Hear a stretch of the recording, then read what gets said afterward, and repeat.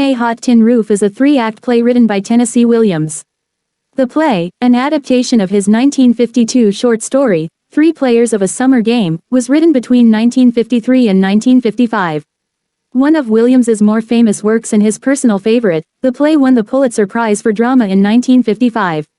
Set in the plantation home in the Mississippi Delta of Big Daddy Pollitt, a wealthy cotton tycoon, the play examines the relationships among members of Big Daddy's family, primarily between his son Brick and Maggie the cat, Brick's wife. Thomas Lanier Williams III, March 26, 1911 to February 25, 1983, known by his pen name Tennessee Williams, was an American playwright and screenwriter. Along with contemporaries Eugene O'Neill and Arthur Miller, he is considered among the three foremost playwrights of 20th-century American drama. Cat on a Hot Tin Roof features motifs such as social mores, greed, superficiality, mendacity, decay, sexual desire, repression and death. Dialogue throughout is often written using non-standard spelling intended to represent accents of the southern United States. The original production starred Barbara Bel Geddes, Burl Ives and Ben Gazzara. The play was adapted as a motion picture of the same name in 1958, starring Elizabeth Taylor and Paul Newman as Maggie and Brick, with Burl Ives and Madeline Sherwood recreating their stage roles. Williams made substantial excisions and alterations to the play for a revival in 1974.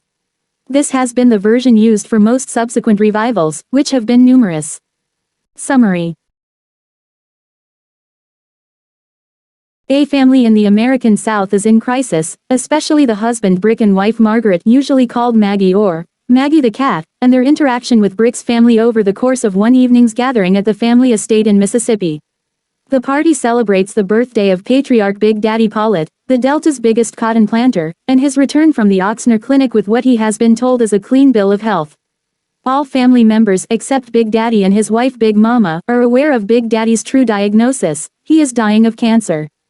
His family has lied to Big Daddy and Big Mama to spare the aging couple from pain on the patriarch's birthday, but throughout the course of the play, it becomes clear that the Pollitt family has long constructed a web of deceit for itself. Maggie, determined and beautiful, has escaped a childhood of poverty to marry into the wealthy Pollitts, but finds herself unfulfilled. The family is aware that Brick has not slept with Maggie for a long time, which has strained their marriage. Brick, an aging football hero, infuriates her by ignoring his brother Gooper's attempts to gain control of the family fortune. Brick's indifference and his drinking have escalated with the suicide of his friend Skipper. Maggie fears that Brick's malaise will ensure that Gooper and his wife may inherit Big Daddy's estate. Through the evening, Brick, Big Daddy, Maggie, and the entire family separately must face the issues which they have bottled up inside. Big Daddy attempts a reconciliation with the alcoholic Brick. Both Big Daddy and Maggie separately confront Brick about the true nature of his relationship with his football buddy Skipper, which appears to be the source of Brick's sorrow and the cause of his alcoholism. Brick explains to Big Daddy that Maggie was jealous of the close friendship between Brick and Skipper, and she believed it had a romantic undercurrent. He states that Skipper took Maggie to bed to prove her wrong. Brick believes that when Skipper could not complete the act, his self-questioning about his sexuality and his friendship with Brick made him snap. Brick reveals that Skipper, shortly before committing suicide, confessed his feelings to Brick, but Brick rejected him. Disgusted with the family's mendacity, Brick tells Big Daddy that the report from the clinic about his condition was falsified for his sake. Big Daddy storms out of the room, leading the party gathered outside to drift inside.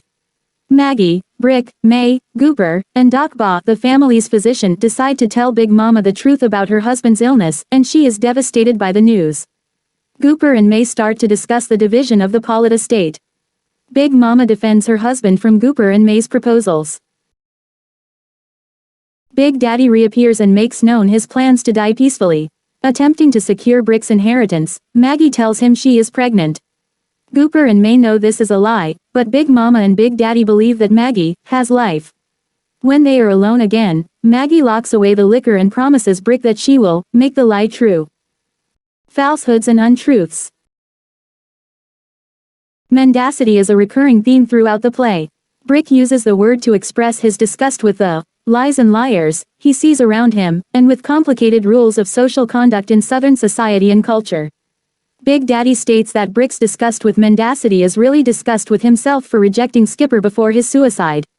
With the exception of Brick, the entire family lies to Big Daddy and Big Mama about his terminal cancer.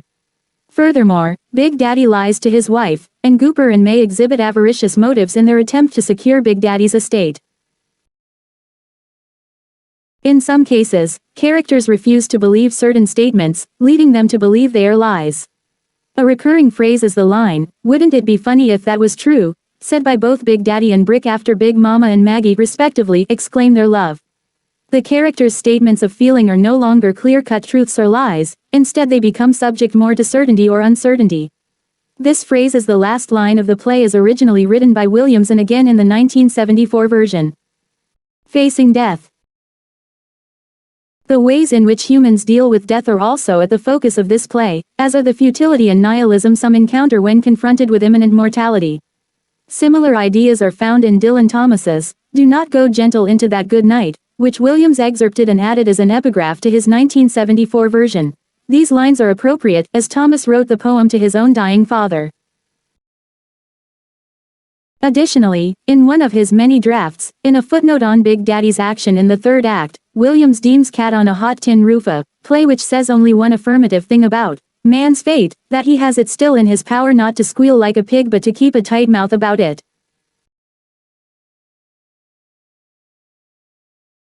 The original Broadway production, which opened at the Maraska Theatre on March 24, 1955, was directed by Elia Kazan and starred Barbara Bel Geddes as Maggie, Ben Gazzara as Brick, Burl Ives as Big Daddy, Mildred Dunnick as Big Mama, Pat Hingle as Gooper, and Madeline Sherwood as May. Bel Geddes was the only cast member nominated for a Tony Award, and Kazan was nominated for Best Director of a Play. Kazan had enormous power in the industry at the time, sufficient to convince Williams to rewrite the third act to Kazan's liking.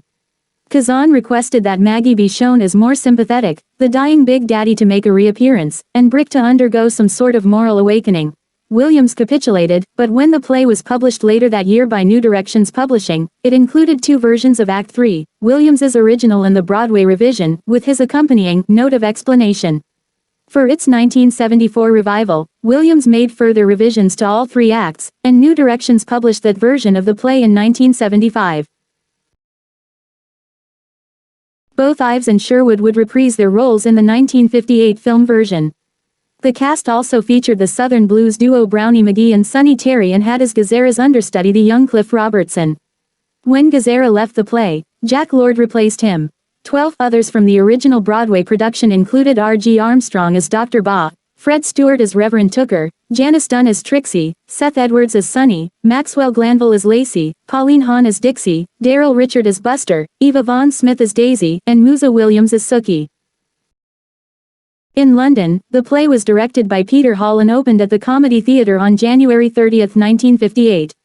Kim Stanley starred as Maggie, with Paul Massey as Brick and Leo McKern as Big Daddy.